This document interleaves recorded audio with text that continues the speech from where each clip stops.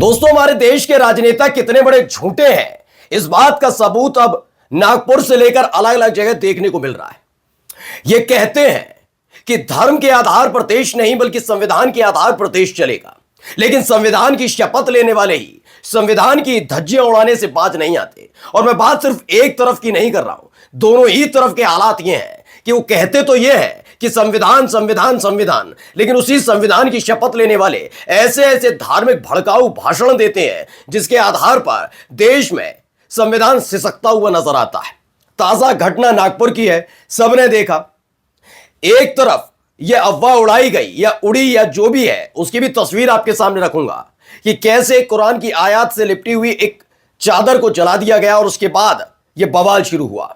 लेकिन यह अफवाह उड़ाई कैसे गई, किसने उड़ाई, यह एक बड़ा सवाल है। दूसरा यह कि पिछले काफी दिनों से भारतीय जनता पार्टी के विधायक और उनके नेता औरंगजेब को लेकर सिर्फ गंदगी उगलने का काम कर रहे हैं।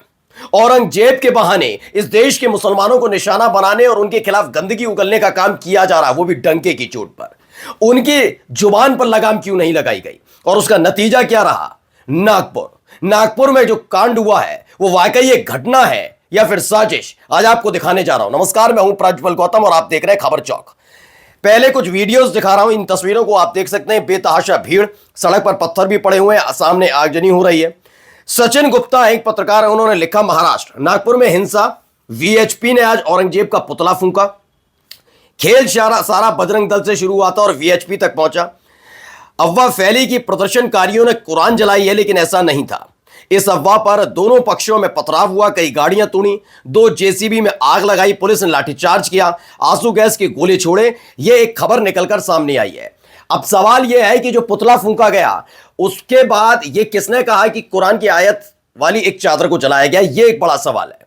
उसको भी आपके सामने रखूंगा, लेकिन उसके बाद क्या क्या हो रहा है वहां पर जरा देखते जाइएगा। मयंक सक्सेना मिलेगा, सियासत की दुकानों में रोशनी के लिए जरूरी है मुल्क मेरा जलता रहे, ये इन्होंने लिखा। आवेश तिवारी ने एक वीडियो ट्वीट किया, देखिए बताया गया है, दावा किया गया नागपुर की है ना। इसमें आप देख सकते हैं पुलिस खदेड़ रही है लोगों को। ऐसा नहीं है कि पुलिस शांति नहीं चाहती, पुलिस खुद शांति चाहती है, लेकिन जिनके ऊपर जिम्मेदारी है कि वो शांति बनाए रखें, वो किस तरीके से कर रहे हैं आपके सामने साफ साफ दिख रहा होगा। वो कैसे बयान देते हैं, नाम बता देता हूं। नीतीश राणे जो महाराष्ट्र सरकार में ही मंत्री हैं, उनके बयानों को जरा गौर से सुन लीजिएगा।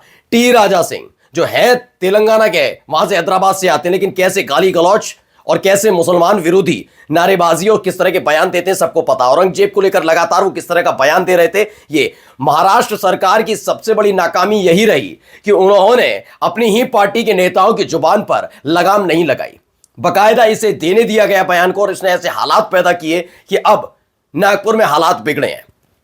इसको लेकर आवेश तिवारी लिखते हैं, ईश्वर अगर तुम कहीं हो तो इस देश को बचा लो, ये ना जाने कहां आ गए हम, फंस गया भारत, बुरी तरह से फंस गया है। जी बिल्कुल लगता है, क्योंकि हर जगह ऐसे ही हालात पैदा कैसे हो सकते हैं? कैसे हो सकता है कि अपने ही देश के नागरिकों के खिलाफ अपने ही देश के लोग टूट पड़े? इसका फायदा यकीन मानकर चलिए, हमेशा जब जब ऐसे किसी भी देश में हालात बने तो उसका फायदा दूसरे पड़ोसी देशों ने हमेशा उठाया है।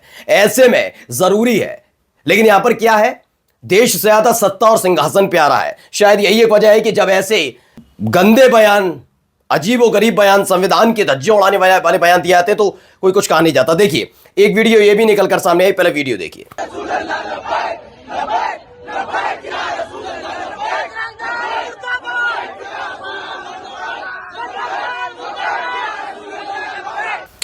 तो इस वीडियो में नारेबाजी हो रही है।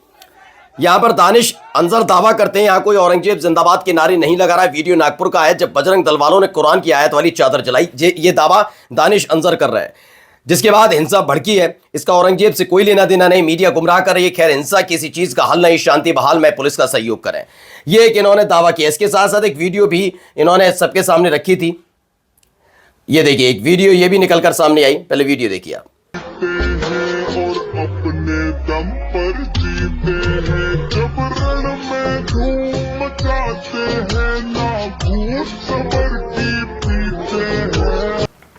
इस वीडियो को कोई रोहन है मुहादिकर, उन्होंने किया। इसमें औरंगजेब का ही पुतला है, लेकिन हरे रंग का जो कपड़ा उस पर क्या लिखा है क्या नहीं लिखा है, मेरा चैनल इस बात का कोई दावा नहीं करता, लेकिन इस वीडियो को लेकर दावा किया गया है कि इस पर कुरान की आयतें थी। अब भी मैं कह रहा हूं ये इस पे था या नहीं था, ये कोई पुरजोर तरीके से और दावे के साथ नहीं कह सकता, लेकिन फिर भी इसको लेकर गंभीरता से देखना चाहिए था। रिजवान अहमद लिखते हैं, नागपुर दंगा और औरंगजेब का पुतला जलाने से नहीं बल्कि कुरान की आयत लिखी हुई चादर जलाने से हुआ। यह दावा रिजवान अहमद करते हैं। नफरती कूदी मीडिया अपने एजेंडा चलाना बंद करो, माहौल को शांत करने के लिए सही न्यूज दिखलाओ।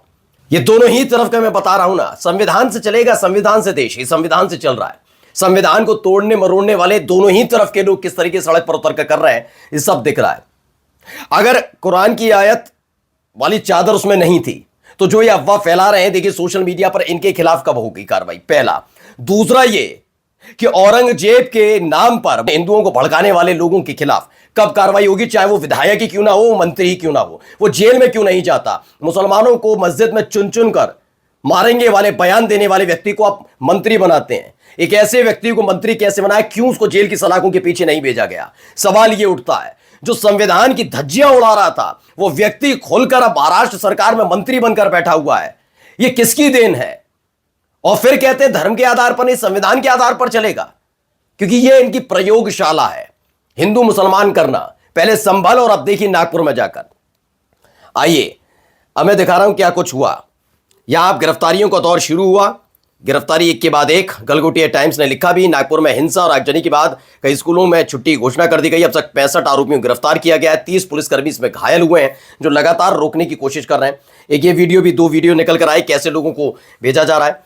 तो अलग अलग तस्वीरें, अलग अलग खबर लगातार नागपुर से निकलकर सामने आ रही। कमेंट करके जरूर बताइएगा कि इस तरह के हालात में ये नाकामी किसकी है। ये नाकामी इस मुल्क के लोगों की है कि ऐसे लोगों के भड़काने पर हम भड़क जाते हैं, या फिर वाकई सरकार पूरी तरह से इसको कंट्रोल करने में नाकाम रही। नमस्कार।